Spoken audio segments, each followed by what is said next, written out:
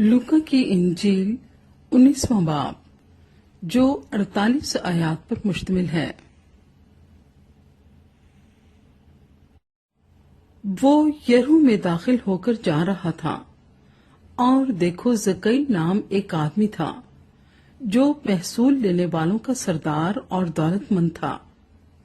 वो यीशु को देखने की कोशिश करता था कि कौन सा है, लेकिन भीड़ के सबब से देख ना सकता था, इसलिए कि उसका कद छोटा था। बस उसे देखने के लिए आगे दौड़कर एक गूलर के पेड़ पर चढ़ गया, क्योंकि वो उसी राह से जाने को था। जब यीशु उस जगह पहुंचा तो ऊपर निगाह करके उससे कहा, ऐ जकई जल्द उतर आ, क्योंकि आज मुझे तेरे घर रहना जरूर है। वो जल्द उतरकर उसको खुशी से अपने घर ले गया। जब लोगों ने ये देखा तो सब बुड़बुड़ाकर कहने लगे कि वो तो एक गुनहगार शख्स के हाथ जा उतरा। और जकई ने खड़े होकर खुदावंद से कहा, ऐ खुदावंद, देख मैं अपना आधा माल गरीबों को देता हूँ, और अगर किसी का कुछ नाहक ले लिया है तो उसको चौगुना अदा करता हूँ। यीशु ने उससे कहा, आज इस घर में नजात आई है, इसलिए कि ये भी अब्राहम का बेटा है, क्योंकि इब्ने आदम खोए हुओं को ढूंढने और निजात देने आया है। जब वो इन बातों को सुन रहे थे तो उसने एक तमसील भी कही, इसलिए कि यरूशलेम के नजदीक था और वो गुमान करते थे कि खुदा की बादशाही अभी जाहिर हुआ चाहती है। बस उसने कहा कि एक अमीर दूर दराज मुल्क को चला ताकि बादशाही हासिल करके फिर आए। उसने अपने नौकरों में से 10 को बुलाकर उन्हें 10 अशरफियां दी और उनसे कहा कि मेरे वापस आने तक लेन देन करना। लेकिन उसके शहर के आदमी उससे अदावत रखते थे और उसके पीछे एलचियों की जुबानी कहला भेजा कि हम नहीं चाहते कि ये हम पर बादशाही करे।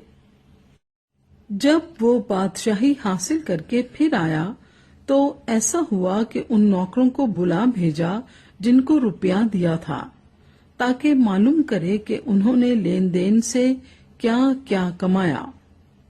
पहले ने हाजिर होकर कहा, ऐ खुदावंद, तेरी अशरफी से 10 अशरफियां पैदा हुई। उसने उससे कहा, ऐ अच्छे नौकर, शाबाश, इसलिए कि तू निहायत थोड़े में दयानतदार निकला। अब तू 10 शहरों पर इख्तियार रख। दूसरे ने आकर कहा, ऐ खुदावंद, तेरी अशरफी से 5 अशरफियां पैदा हुई। उसने उससे भी कहा कि तू भी 5 शहरों का हाकिम हो। तीसरे ने आकर कहा, आए खुदावंद, देख तेरी अशरफी ये है जिसको मैंने रुमाल में बांध रखा, क्योंकि मैं तुझसे डरता था, इसलिए कि तू सख्त आदमी है। जो तूने नहीं रखा उसे उठा लेता है, और जो तूने नहीं बोया उसे काटता है। उसने उससे कहा, ऐ शरीर नौकर, मैं तुझको तेरे ही मुंह से मुल्जिम ठहराता हूँ। तू मुझे जानता था कि सख्त आदमी हूँ, और जो मैंने नहीं रखा उसे उठा लेता, और जो नहीं बोया उसे काटता हूँ। फिर तूने मेरा रुपया साहूकार के यहाँ क्यों न रख दिया कि मैं आकर उसे सूद समेत ले लेता। और उसने उससे कहा जो पास खड़े थे कि वो अशरफी उससे ले लो और 10 अशरफी वाले को दे दो। उन्होंने उससे कहा, आए खुदामंद, उसके पास 10 अशरफियां तो हैं। मैं तुमसे कहता हूं कि जिसके पास है उसको दिया जाएगा, और जिसके पास नहीं उससे वो भी ले लिया जाएगा जो उसके पास है। मगर मेरे उन दुश्मनों को जिन्होंने ना चाहा था कि मैं उन पर बादशाही करूं, यहां लाकर मेरे सामने कत्ल करो। ये बातें कहकर वो यरूशलेम की तरफ उनके आगे आगे चला। جب وہ اس پہاڑ پر جو زیتون کا کہلاتا ہے بیت فگے اور بیتنیا کے نزدیک پہنچا تو ایسا ہوا کہ اس نے شاگردوں میں سے 2 کو یہ کہہ کر بھیجا کہ سامنے کے گاؤں میں جاؤ اور اس میں داخل ہوتے ہی ایک گدھی کا بچہ بندھا ہوا ملے گا جس پر کبھی کوئی آدمی سوار نہیں ہوا، اسے کھول لاؤ، اور اگر کوئی تم سے پوچھے کہ کیوں کھولتے ہو تو یوں کہہ دینا کہ خداوند کو اس کی ضرورت ہے۔ پس جو بھیجے گئے تھے انہوں نے جا کر جیسا اس نے ان سے کہا تھا ویسا ہی پایا۔ جب گدھی کے بچے کو کھول رہے تھے تو اس کے مالکوں نے ان سے کہا کہ اس بچے کو کیوں کھولتے ہو؟ انہوں نے کہا کہ خداوند کو اس کی ضرورت ہے۔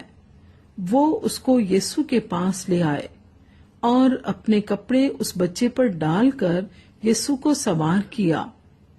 جب جا رہا تھا تو وہ اپنے کپڑے راہ میں بچھاتے جاتے تھے، اور جب وہ شہر کے نزدیک زیتون کے پہاڑ کے اترار پر پہنچا تو شاگردوں کی ساری جماعت ان سب معجزوں کے سبب سے جو انہوں نے دیکھے تھے خوش ہو کر بلند آواز سے خدا کی حمد کرنے لگی کہ مبارک ہے وہ بادشاہ جو خداوند کے نام سے آتا ہے، آسمان پر صلح اور عالم بالا پر جلال۔ بھیڑ میں سے بعض فریسیوں نے اس سے کہا، اے استاد، اپنے شاگردوں کو ڈانٹ دے۔ اس نے جواب میں کہا، میں تم سے کہتا ہوں کہ اگر یہ چپ رہیں تو پتھر چلا اٹھیں گے۔ جب نزدیک آ کر شہر کو دیکھا تو اس پر رویا اور کہا، کاش کہ تو اپنے اسی دن میں سلامتی کی باتیں جانتا، مگر اب وہ تیری آنکھوں سے چھپ گئی ہیں، کیونکہ وہ دن تجھ پر آئیں گے کہ تیرے دشمن تیرے گرد مورچہ باندھ کر تجھے گھیر لیں گے اور ہر طرف سے تنگ کریں گے، اور تجھ کو اور تیرے بچوں کو جو تجھ میں ہیں زمین پر دے پٹکیں گے، اور تجھ میں کسی پتھر پر پتھر باقی نہ چھوڑیں گے، اس لیے کہ تو نے اس وقت کو نہ پہچانا جب تجھ پر نگاہ کی گئی۔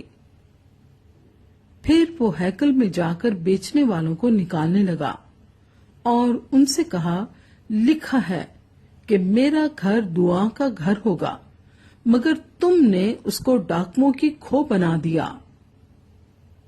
اور وہ ہر روز ہیکل میں تعلیم دیتا تھا، مگر سردار کاہن اور فقی اور قوم کے رئیس اس کے ہلاک کرنے کی کوشش میں تھے، لیکن کوئی تدبیر نہ نکال سکے کہ یہ کس طرح کریں، کیونکہ سب لوگ بڑے شوق سے اس کی سنتے تھے۔